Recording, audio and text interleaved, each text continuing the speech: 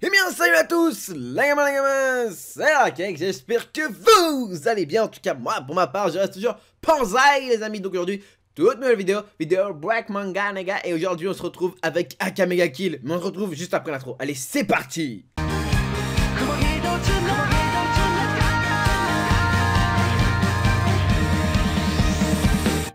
Let's fly to the sky. It's time to fly away.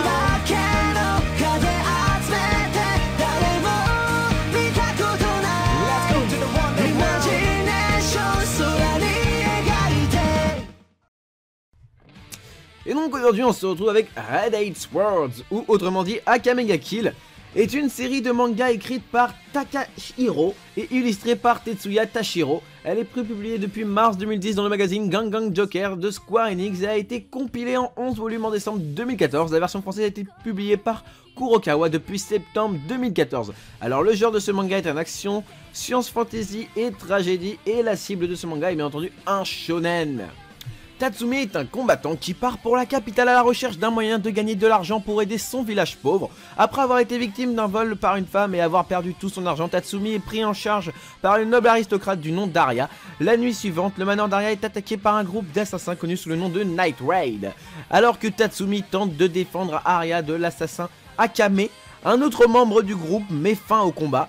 Il révèle qu'Aria a enlevé plusieurs villageois et les a torturés pour son plaisir. Choqué en découvrant les villageois, y compris ses deux meilleurs amis torturés, Tatsumi tue Aria après avoir vu le potentiel de Tatsumi. Les Night Raid invitent le garçon dans leur groupe et le préviennent que peu importe leur manière d'assassiner les corrompus, ils restent des assassins. Tatsumi accepte afin de devenir plus fort et de protéger son village. Dans leur lutte contre l'empire Night Raid, se défendent face à une organisation continue sous le nom de Jagger, menée par SDS, la combattante la plus puissante de l'Empire. L'œuvre était loin d'être parfaite, mais j'ai vraiment apprécié tout du long. Les personnages étaient bons, l'animation aussi, et le scénario malgré le manque de rebondissements. Ce que je pourrais reprocher à l'anime, c'est surtout que les événements étaient extrêmement prévisibles. Une fois que les 10 premiers épisodes sont apparus, entre guillemets donc en clair leur mort, il suffisait de voir quel personnage tenait le plus de temps d'antenne pour prédire sa mort. Faute à un trop grand nombre de personnages à mes yeux, ce qui empêchait leur développement pour à la fin être rushé avant leur mort. Mais le point fort d'Aka Mega Kill était les bastons, avec à la fois un mélange d'escrime et de pouvoir à la Naruto en rajoutant des armures. Je trouvais ça vraiment pas mal et super badass. La mort de Tatsumi face à l'empereur n'a pas servi à grand chose à mes yeux. Elle aurait pu vraiment servir à quelque chose pour le combat final avec SDS et non pas avec Akame. Non, ce que je reproche surtout à ce final, c'est les dernières minutes. Tuer Léon ne sert strictement à rien, à part tuer un personnage gratuitement. Moi, franchement, pour moi, je pense que c'est un manque de budget.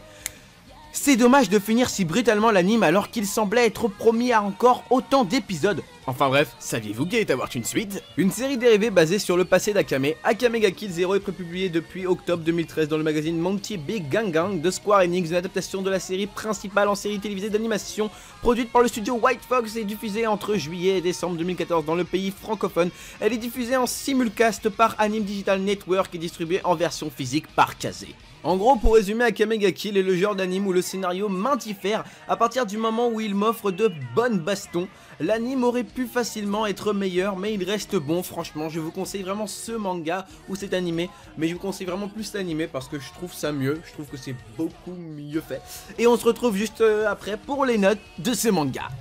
Et pour les notes de ce manga, alors pour ce qui est du design, franchement, je donnerais aussi, comme j'ai donné à Tokyo Ghoul, un petit 18/20. La qualité est la même, toujours des petits défauts à revoir, mais bon, ça reste quand même une super bonne qualité. Ensuite, au niveau de l'histoire, franchement, je trouve pas ça vraiment extraordinairement original comparé à Tokyo Ghoul ou à d'autres mangas que je connais. Alors franchement, vu que je suis sympa, je lui mettrai un petit 13, allez, 14 on va dire, sur 20. Ensuite, pour ce qui est de la badass attitude du personnage, donc qui est Tatsumi, mais bon, je vais aussi compter Akame parce qu'elle est aussi pas mal présente dans le manga, donc enfin, il est aussi dans l'anime. Donc je vais vous dire les deux. Alors pour ce qui est de Tatsumi, moi franchement, je le trouve vraiment pas badass du tout même. Franchement, pour moi, c'est un personnage un peu comme les autres. J'ai l'impression c'est limite un personnage secondaire, tu vois, au niveau de son look, il est pas vraiment mis en valeur. Enfin, dans le manga, il est mis en valeur, mais ses vêtements et tout ça, son style, moi je le trouve pas vraiment mis en valeur. Enfin, Pour ça, franchement, je lui mettrai un petit 12 sur 20, peut-être au niveau de la base attitude. Mais après, pour ce qui est d'Akame, si t'as vu le tout dernier épisode, mon gars, là, franchement, je te jure, je lui fous un petit 17. Voilà, tu vois, je suis sympa. Je prends un 17 à Akame parce que franchement, ce personnage, c'est vraiment un personnage que j'ai beaucoup apprécié. Mystérieuse au début, affectif, ce qu'on n'attendait pas normalement. Tu sais, quand on voit à peu près Akame, on a l'impression que c'est un peu un style Sasuke, la personne qui se renferme tout le temps sur elle-même, qui ne parle à personne, que tu refaire la personne mystérieuse, tu vois, aussi un peu à la Gadget, toujours caractère dur, mais non, pas du tout. En fait, c'est une personne extrêmement ouverte, donc ça m'a beaucoup plu. C'est un peu innovant, j'ai envie de te dire, donc franchement, j'ai pas mal kiffé. Puis voilà, les gars, j'espère que cette vidéo t'aura fait plaisir. N'hésite pas à liker, commenter, partager. Et peace, mon gars. N'oublie pas surtout de porter tes grosses burnes. Allez, peace!